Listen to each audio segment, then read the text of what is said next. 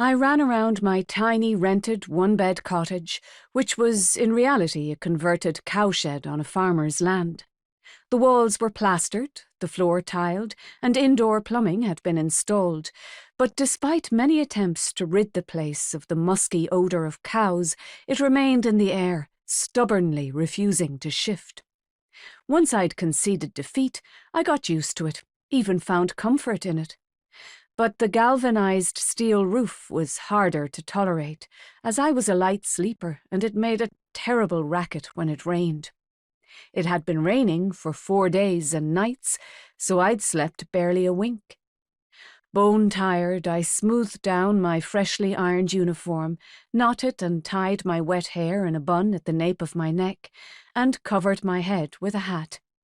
I checked my tights for ladders and my shoes for dirt, while eating a slightly burnt slice of toast I was holding in one hand and grabbing my coat from the rack just inside the door with the other.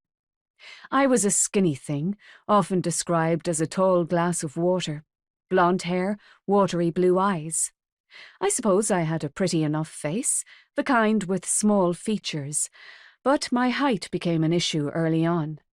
Despite my mother's prayers to St. Anthony, I stood at 5 feet 7.5 inches in stockinged feet by the age of 15.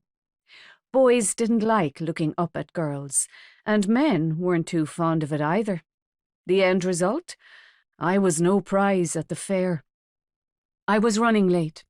The rain had finally stopped at 4:15 a.m., and as soon as the noise relented, I'd finally slept in the silence.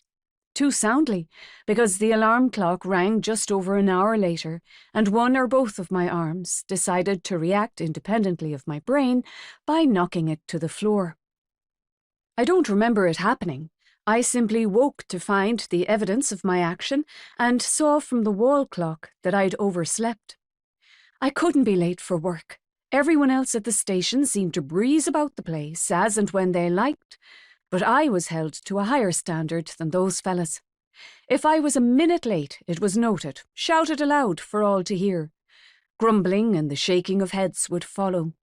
"Probably too busy doing her makeup," one or another would say.